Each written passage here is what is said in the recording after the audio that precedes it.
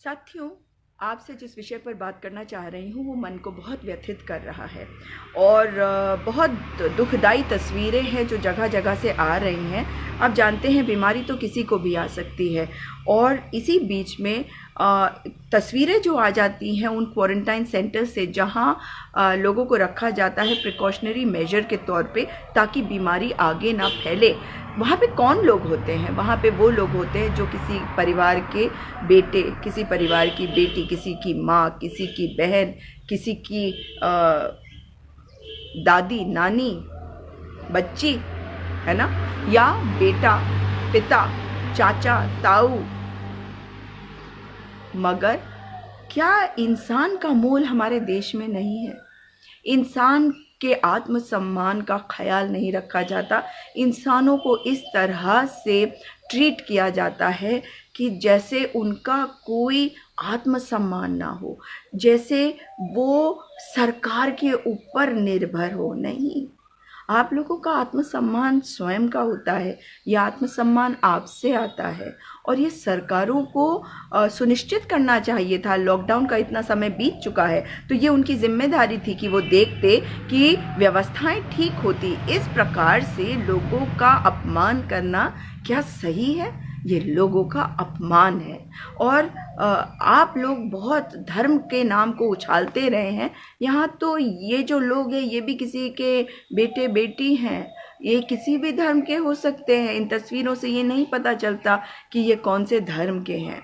बहुत बात करते हैं आप ये वाली, परंतु ये भी मुझे बता दीजिए कि अगर आपके पास पैसा नहीं है, आप सरकार के ऊपर निर्भर होंगे तो सरकार आपके साथ क्या कुछ भी कर सकती है?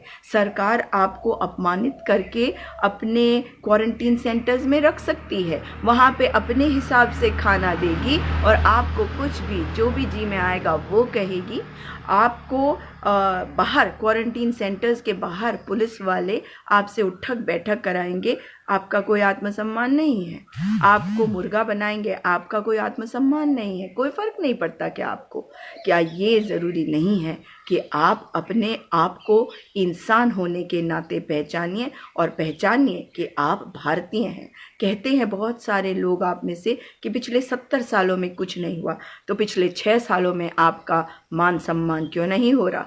आज दिख रहा है कि आपका कितना मान सम्मान हो रहा है। जो क्वारंटीन सेंटर्स में लोग रखे गए हैं वो प्रिकॉशनरी मेजर्स लिए गए हैं ताकि अगर उनमें कोई संक्रमण हो तो वो आगे ना फैले। लेकिन जिस प्रकार से यहाँ पे केले बांटे जा रहे हैं प्रयागराज के इस क्वारंटीन सेंटर में, अगर एक भी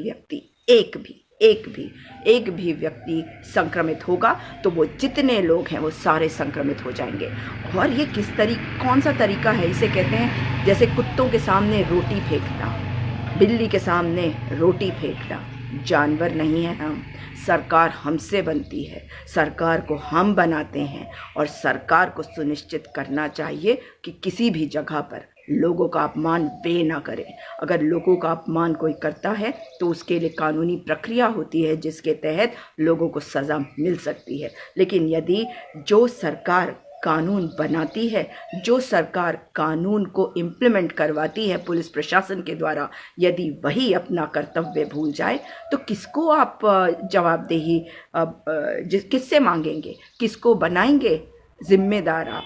यहाँ पे योगी आदित्यनाथ की सरकार है। उनकी मैं बहुत सारी बातों से सहमत नहीं रही हूँ, परंतु उनकी एक बात से सहमत रही हूँ कि लॉकडाउन के समय काम को बेहतर तरीके से करना मुख्यमंत्री का काम होता है। जिस प्रकार से उन्होंने काम किया उसकी भी मैं सराहना करती रही हूँ, परंतु नहीं, जिस प्रकार से यहाँ पे कौतूही बरती गई है, मैं उम्मीद कर रही हूँ कि योगी आदित्यनाथ निर्देश देंगे अपने हर अफसर को, अपने मुख्य सचिव को, कि वे सुनिश्चित कराए कि कहीं भी पूरे उत्तर प्रदेश में किसी भी व्यक्ति का अपमान इस प्रकार से दोबारा ना हो।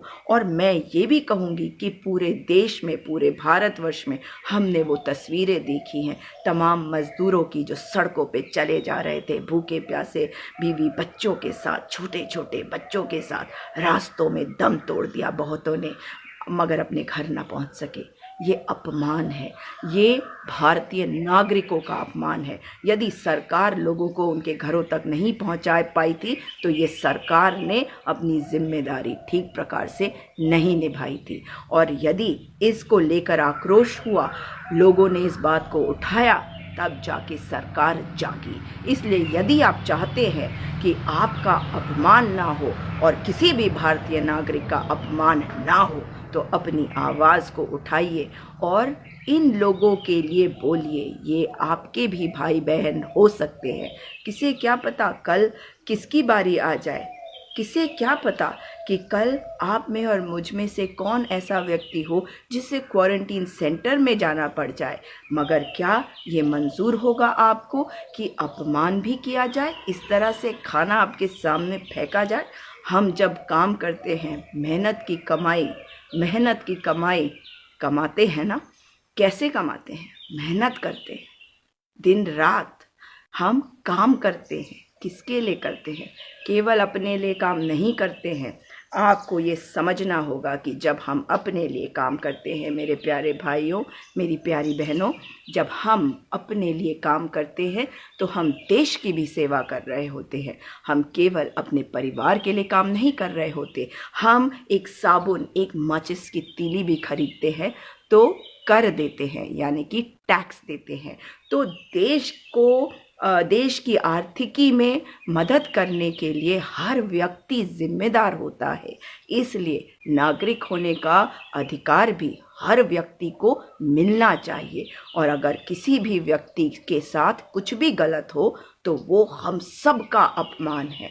हम उस देश के वासी हैं जिस देश में गंगा बहती है, और गंगा वो माता है, वो देवी माँ है जो सबको पवित्र कर देती है।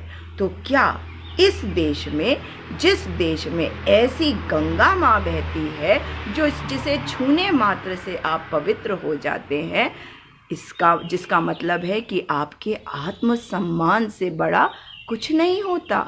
आपके पाप धोकर गंगा मैया भी आपको एकदम, आपके पाप धोकर आपको दोबारा से प्योर कर देती है।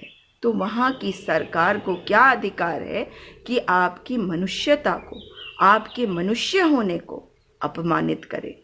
इसलिए आवश्यक है कि आप अपनी आवाज़ को बुलंद करें, अपने आप को पहचानें, अपने आप को एक भारतीय नागरिक होने का अधिकार दिलवाएं। जहाँ पे गलत हो रहा है वहाँ की आवाज़ को अपनी सरकार तक पहुँचाए, ताकि आपकी सरकार अपना कार्य ठीक प्रकार से कर सके। योगी आदित्यनाथ जी से दोबारा से मैं बहुत विनम्र निवेदन करती हूँ कि वे देखें कि इस प्रकार से दोबारा कहीं